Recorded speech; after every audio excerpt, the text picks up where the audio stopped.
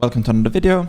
This week I've been playing OTK DH a lot with the new build with brutes, and I very quickly climbed all the way to top 20 legend, and I'm gonna do a push for number 1 with this deck.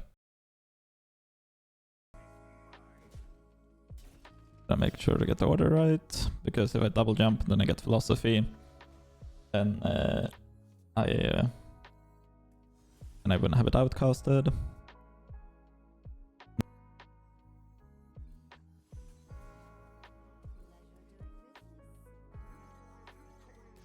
This seems pretty good. The deck is incredibly powerful and is super explosive and can do some really fun stuff, so hope you enjoy. You might be familiar with Brute Demon Hunter already from seeing it being pretty popular since quite early on in the expansion, when the deck list looked more like this. Over the past week, there has been an increase in a hybrid list that not only utilizes the explosiveness of the Blood Boil Brutes, but also utilizes the OTK of Il'gynoth and Morg Artificer. In this video, I will explain the deck, how to combo, how to go about certain matchups. I will talk over mulligans, and by the end I will also answer questions from viewers. Before I start, may I just remind people to please hit the subscribe button, and if you like the content, remember to push the bell besides to get notifications every time I post a new video. So let's start off by explaining the deck, because this deck is a little bit different than other combo decks in the terms of that there's a lot of steps to go through to actually get through your combo, but hopefully this video can help explain step by step how to do it. Well, to begin with, the deck starts off with using the new Demon Hunter quest from the latest expansion, Final Showdown. And as you can tell by each step of the quest, we try and draw a lot of cards to finish this quest as soon as possible, sometimes even completing all the stages by turn 4. The tradable mechanic that is also from the latest expansion is incredibly useful for making sure that we have a smooth time completing our quest. And then there's also the new card Irebound Brute, which doesn't help us combo or anything, but is a very cheap 6/7 that can win games on its own. So your primary 2 win conditions in the deck is Irebound Brute and Demon Slayer Curtis, which is your final quest reward. Now, Demon Slayer Curtis doesn't win the game by itself, but from the point on where you played it, it's pretty easy to win the game from there. The actual OTK part of the deck is something that you may have seen before, with Il'gynoth, even though it's got a nerf to 6 mana, still being an incredibly powerful card, especially when you can reduce its cost through the quest, together with Morg Artificers and Guild Traders to deal copious amounts with Fellscream Blast and transform all of that lifesteal damage into damage to the enemy hero. Guild Trader in particular is important to understand how the interaction with tradable works, because normally we're used to that if a card is reduced and you shuffle it back into the deck, that it loses its reductions. But how tradable works, I don't know the specific of why, but it's intended, is that if you reduce the Guild Trader in cost, for example, it costs 4 and you completed your quest, you draw it reduced by 2, and then you shuffle it back in with tradable, then the next time you're going to draw that card, it's going to cost 0 because it's reduced by 2, and then you draw it again, so it's reduced by an additional 2. That way, Guild Trader oftentimes, in the late game, where you're trying to kill your opponent, doesn't cost any mana, and on top of that, it has tradable, which is great for completing each stage of your quest. So when using the combo, just to go over a few breakpoints, the most important one is that you use Il'gynoth with 2 Morg Artificers and a Guild Trader. Then you get to the point of 36 damage, which is the key point in most matchups where the combo is necessary. Then also to give you an example of something that might look like more damage, but is actually less damage, is, for example, Triple Artificer is not more than 24 damage. If you copy a third Artificer through something like Philosophy, for example. There's a few more, for example, one more plus 2 Guild Traders, I think is above 30, or it's exactly 30 actually. But if I'm gonna sit here and go through all of these combinations, that's quite a lot of work, but these are the important ones. And also keep in mind that you don't always have to use this as damage, but in a lot of matchups, especially the aggressive ones, using these combos without the Il'gynoth just to heal can be incredibly useful. But we are getting a little bit ahead of ourselves because knowing the breakpoints of the combo is kind of not the most important thing of all. But the most important thing you have to know when playing this deck is how to get through your quest completion, how to do it the most efficiently. To help you draw the last few cards, you have a wide variety of options like Double Jump, Spectral Sight, all of your tradable cards. That should make it pretty smooth to begin completing your quest. When you get to the second part of your quest, you're only required to draw a few more cards. Hopefully you got a few card draw spells reduced from the first stage of the quest. They kind of chain into each other in a nice way. But when you get to the second stage, then you usually have access to Glide, which is one of your best like double-edged swords. Not only is it a single card that allows you to complete both the last stages of the quest, because it draws 4 together with the one you draw at the start of your turn, which is insanely powerful, but also against other combo or control decks, it can ruin their entire hand by shuffling it back into their deck on top of progressing your quest completion.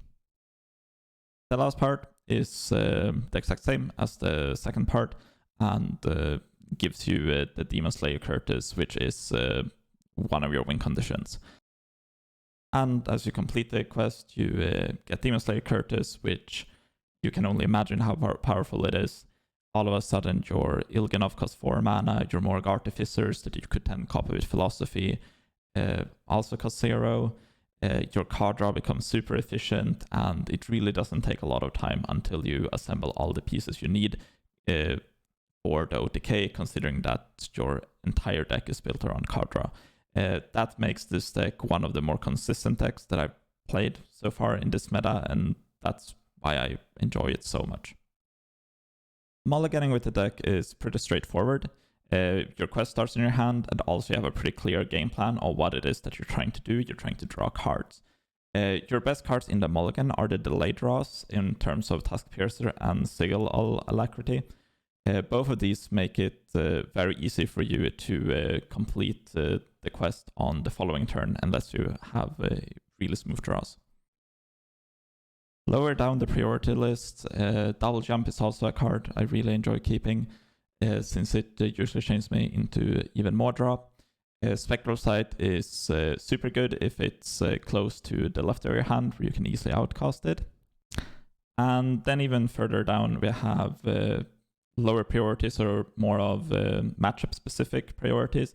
For example, if you're up against Handlock or another combo deck, then Glide can be pretty good in the mulligan, depending on where it's situated for outcast.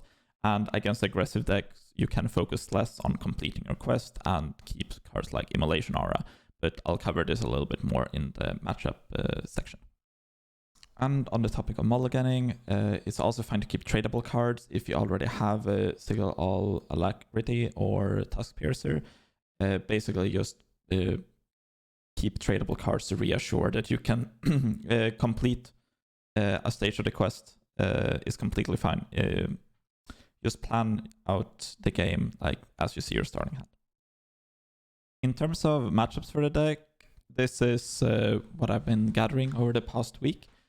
As you can see, the deck is absolutely incredible against Warlock, and it's probably your best matchup. I'd say that a few of these matchups are a little bit better than they seem because I've been learning the deck, and honestly, even though I have over 100 games here, I still feel like I am not playing this deck optimally.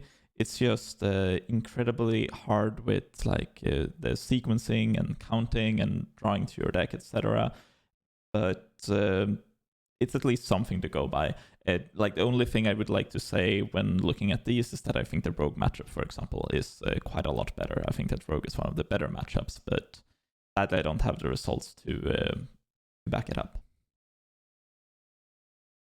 And when I say that this deck is hard, you can, I really mean it. Just look at this clip that streamer Burrow, where he caught me red-handed overdrawing my quest reward in top 50 legend. Alright, last thing, let's talk about a few of the common matchups and how to play them. Warlock is probably your best matchup and the one I've had the most success in. And it's a good matchup for multiple reasons. First thing is that the removal really doesn't stack up too well against a bunch of early brutes, and since they don't do it much in the early game, they can usually not contest it. So you have a lot of time to finish your quest. If you get brutes early, you can just win that way. And on top of that, there's also Glide, which is against their deck that wants to be tapping a lot. Can be it's really devastating for them. Not only does it destroy their current big hand, but also it increases their deck size. So cards like Baron Scavenger and the Bristleback get activated. Even though you can win the matchup through early brutes, your late game win condition of Il'gynoth and the Artificer's Fellscream Blast is incredibly consistent against them. The only thing to keep in mind is that your deck isn't exactly great at dealing with Flesh Giant. You don't have a ton of removal, so Flesh Giant plus Neophyte into the Wind Fury card can win for them pretty easily if it happens. But you can play around it by keeping stuff like Guild Trader, Morg, Immolation Aura, things like that deal with it, or just kill them before. Rogue is another matchup that I played quite a lot, and it's a little bit trickier, but one of the common weaknesses it has to Warlock is that they're also not very well at dealing with Irebound Brute. So if you can get those down early, that's an incredibly good avenue of winning. But other than that, it's a matchup where both of you are usually trying to combo. It's a little bit tricky because you kind of have to get to your combo, as in like clearing things like Field Contact and all of their augmentations and stuff, while you try to complete your quest and play Demon Slayer. All of this can be tricky, but I still think that your answers are efficient enough that it should be a good matchup for you. Since Rogue is also a combo deck, Glide is one of the more powerful tools you can use, and how to use that efficiently. You can either use it after they reduce their hand with Octobot, or after they've drawn a lot of cards with Field Contact to make sure they don't have as much gas to follow up with. For example, in this clip, you can see me just bumping their Octobot, reducing their hand, but then shuffling their entire hand back in, making it so that we completely deny their chances of cost reduction and therefore slow their deck down by a whole lot.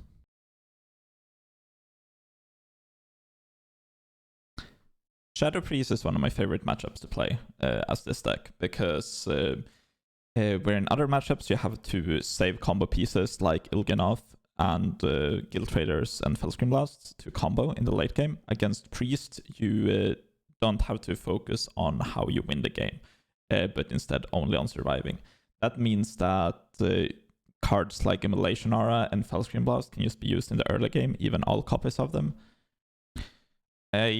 I would keep Immolation Aura in the Mulligan, probably not Morg Artificer or Fellscream Blast, but if you happen to get Morg in the opening hand, a play that can be super powerful is to just play Morg Artificer on 2, because Priest doesn't have spells that deal with it. Just a 2-4 contest the board really well. As you can see in the clip I'm about to show you here from one of the games I had on stream. From what you see on screen, this is already my second fell screen blast, which normally I would have to save because if I use it, then I can't combo with Il'gynoth. But instead, I use it together with my guild trader to remove a threatening board and just decide to take the game a little bit slower. Knowing that Priest can't efficiently deal with boards, I can just use all of the OTK tools and just focus on getting a few Ironbound Brutes on board, because that will eventually just win me the game.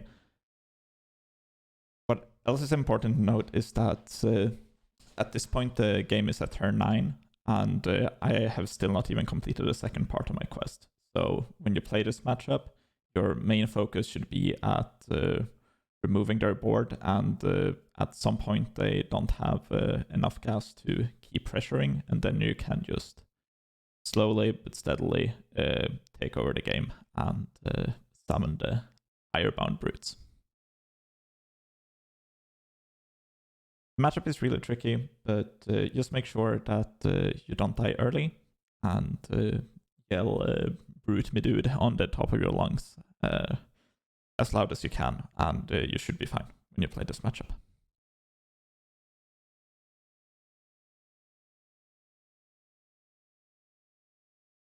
Alright, last thing, let's go over a few questions that people asked me. I sent out a tweet asking what questions do people have about this deck, and I wanted to come over some of the questions that were. Rocket Panda asks, do you have some tips for the mirror matchup? I don't really know if it's correct to hold, trying to play around their glide when I'm ahead and just need one more step for the final quest reward.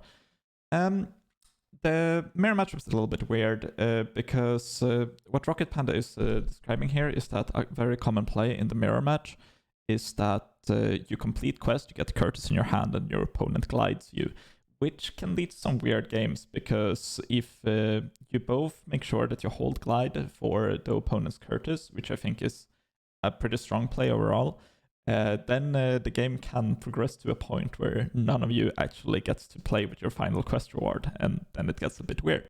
The most important thing for the mirror matchup is that you get your brutes down. The brutes are the best card in the matchup, but besides those, then I think that as I said earlier, to save glide for the final quest reward on your opponent's side is good. I try to make a note to stay a little bit ahead on the quests myself, because I feel like if you have the initiative, you can leverage the game a lot easier that way. But yeah, I focus on brutes and focus on glide. Those are the two cards that are the most important in the mirror. Next question comes from Råberg. What are some tech cards and what cards do you feel is not absolutely necessary? For example, Aura or Talented Arcanist. The flex slot, I think that the deck is very tight as it is. The two cards that I could see tinker around with, but I recommend against it, is to cut either any number of the Immolation auras and potentially the Rust-Root Wiper. But I gotta say, I'm pretty happy with these 30. I don't think there's any need for cards like Talented Arcanist, because Guild Trader fills that role but better, and you don't need more copies of those. There are some people that are trying Crimson Sigil Runner, which I think there is some merit to, but all in all, I'd probably not tinker too much with the deck, but those are the flex slots in my opinion. Next question comes from Sodal, which asked, how many brutes could a brute if a brute could brute? To answer this question, I would like to visit a play made by Shakespeare. Few people actually know that Shakespeare wrote Hamlet shortly after Ashes of Outland release. This is further proven due to the 5-mana Skull of Gul'dan that they're holding in their hand as they read out the classical poem of To Brute or Not to Brute.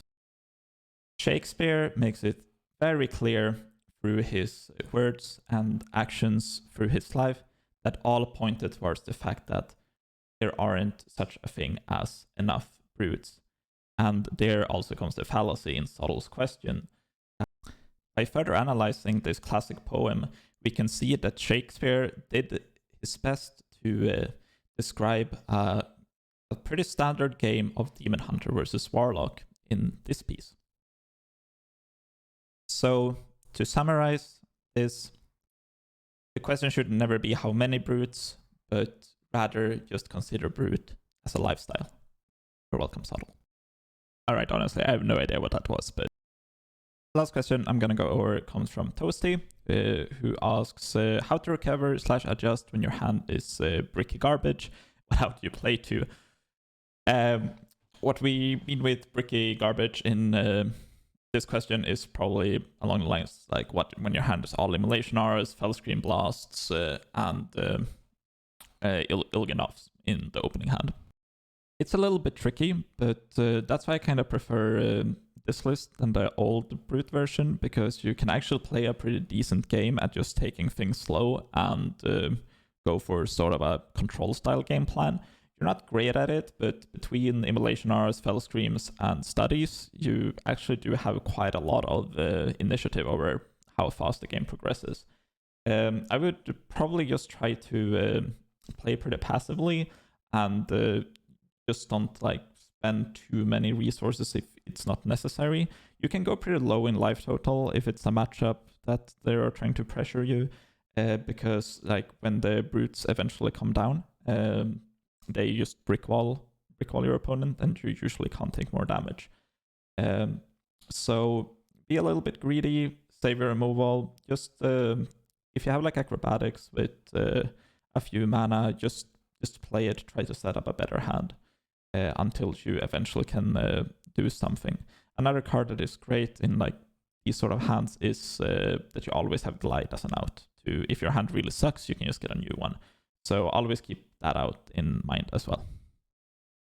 And the most important advice for when you play this deck is not really about how you play, but it's that you believe in the brute as much as Fino believes in the brute.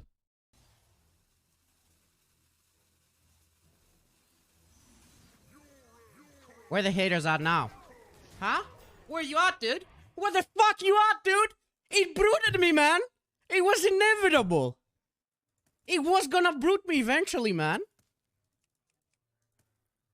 Huh? Where the haters at now? I don't see you fucking typing, dude. It bruted me, man.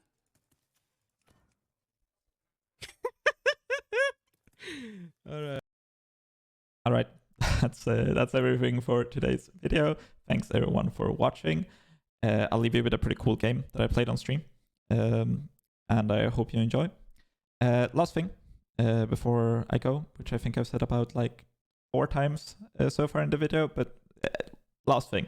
I posted a schedule that I'm gonna try and stick to in the future, which includes both my Twitch streams and my YouTube uploads. So you can expect YouTube uploads here on Wednesdays and Saturdays at 6 p.m. Central European Summer Time. And then you can find me the remaining 5 days on twitch.tv. Link in the description. Alright, that's all. Hope you have a good one, and I'll see you on Wednesday. Bye. Alright.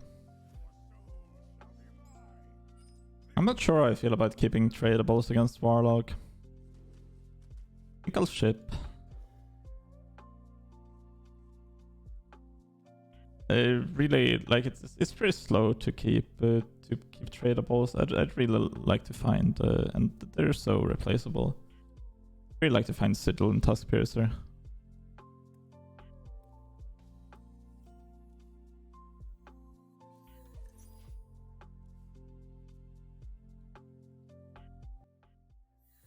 Yeah, we keep tradables. I do sometimes.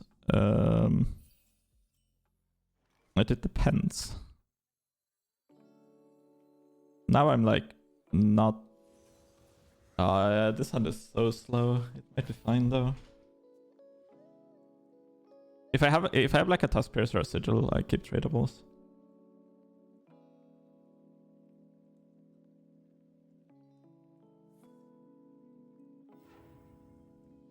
Oh, Rod, can I get Viper? And I could save this peddler, but I think I was trying to draw into... It depends, I can draw 2 1 mana cards from Aggro next turn. And I would like to save the peddler. Because then I think I can brute. Inner Spectral, sure, but I think I just play with the hand I have currently. Sometimes enjoy the play win, but I don't think this play loses or anything.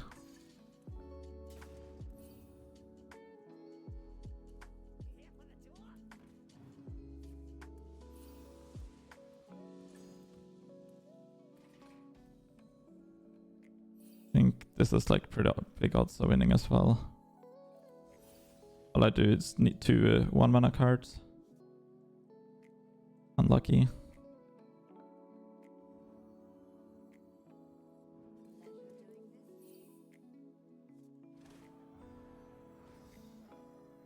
Well, these were pretty bad, but whatever.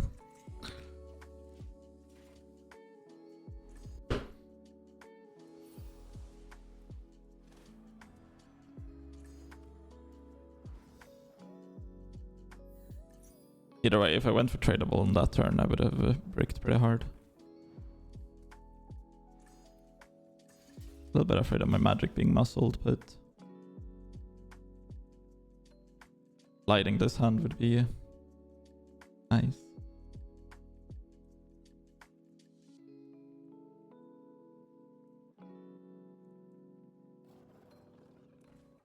Yeah, I'd really like a glide.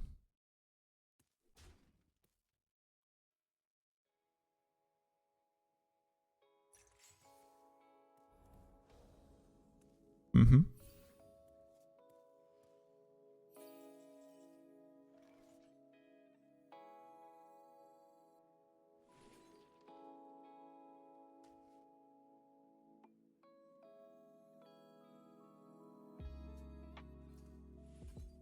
Maybe I should have used the Fell Scream Blast.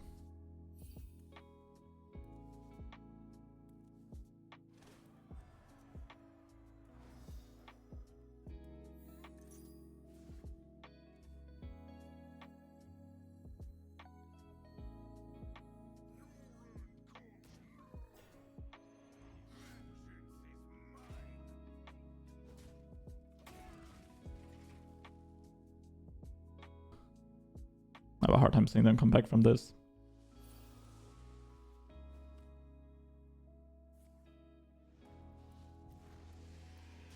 I glide them again.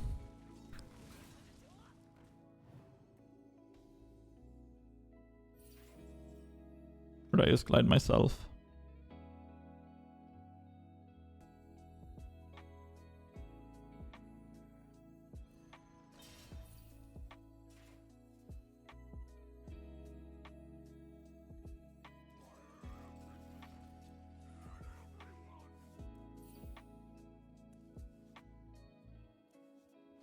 It's pretty bad to glide into. If I glide left my deck, it's not end of the world.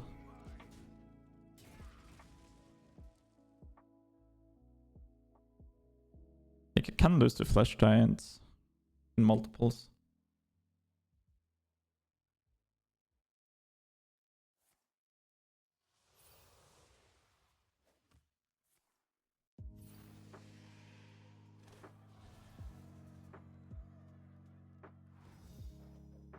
Gives them back Poor Guides and Pantaras.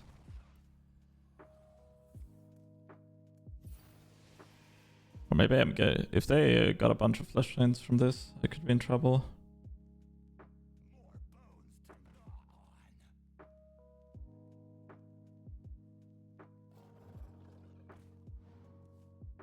You dye your hair? I have some natural highlights in currently.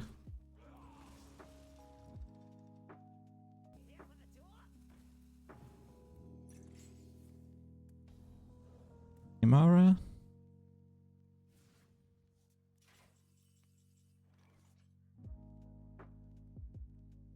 I know that I have like Pantaras, Tour Guides in hand.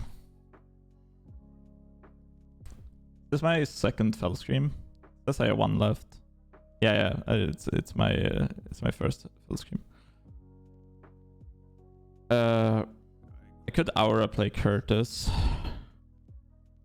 Then heal back with Fellscream Blast the turn after. Or I could just go Trader Fellscream Aura.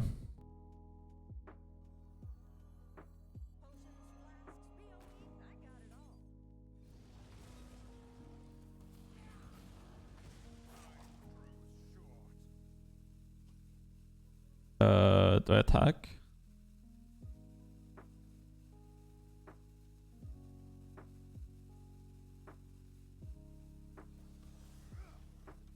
Suppose. I mean, it's the Peddler I draw.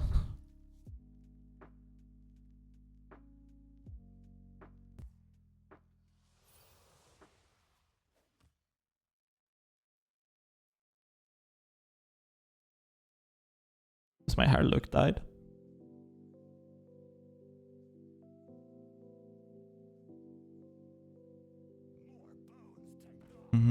No flash giant, please.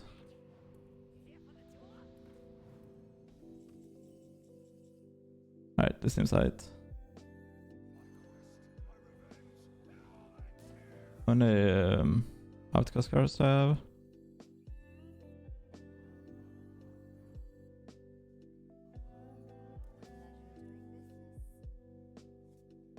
Good. I can't play Spectral Sight now though.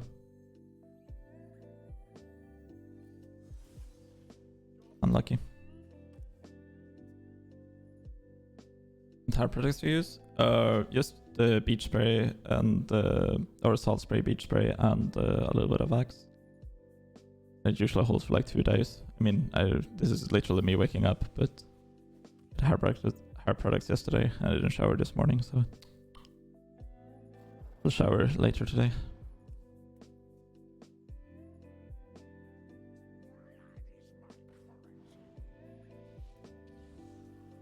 Pretty low. I have an hour left at the very least.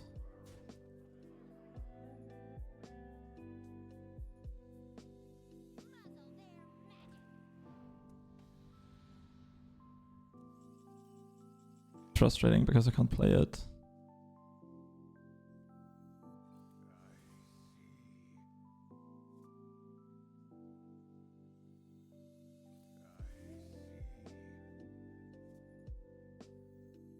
I'm gonna die.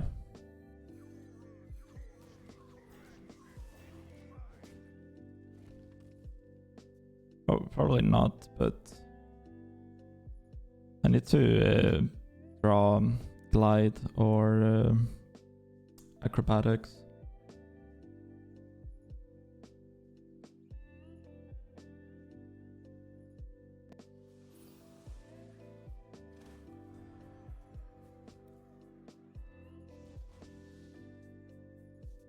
What a weird game.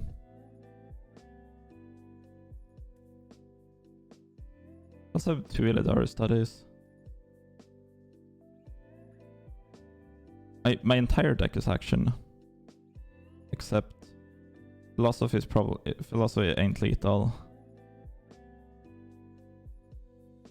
Immolation I have two draws in my deck that aren't like, I guess, tradable, so like they need to trade into something good, but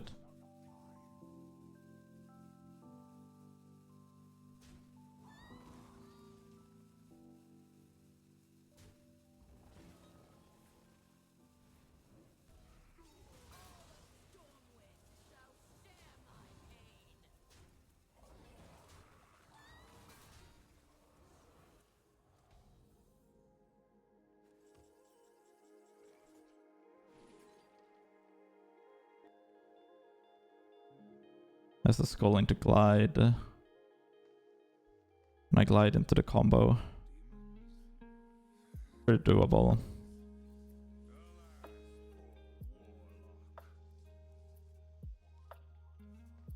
Okay, that guarantees me glide, right? Oh yeah, but glide costs 2 here.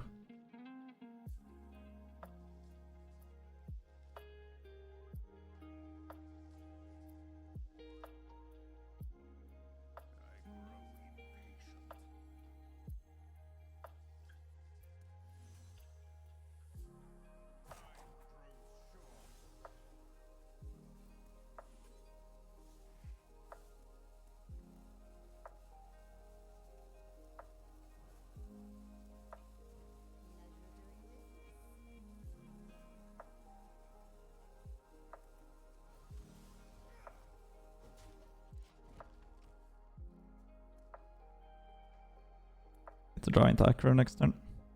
If there is a next turn, that is.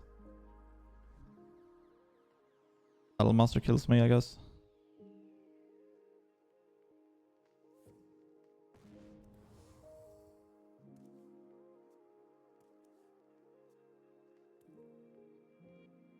Most of the cards that damage him are gone though.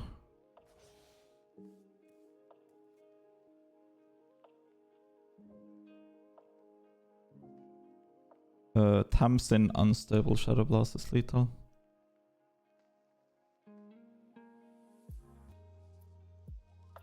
I need to hit Aggro, which I have like all tradables for pretty much.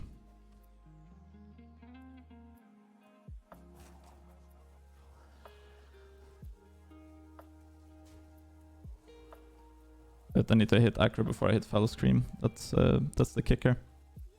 Because kicker or because the Fell Scream bricks me.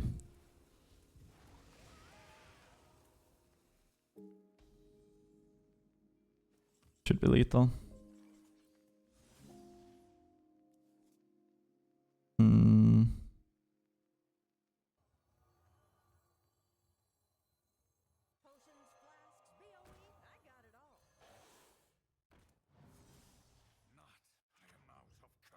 Oh, dude, I should always check how many cards I have left.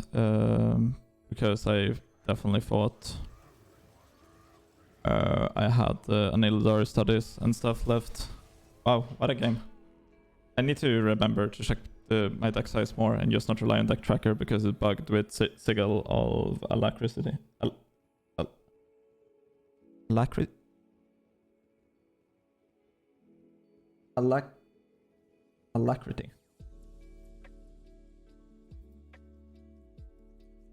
That name is gonna hurt for a while.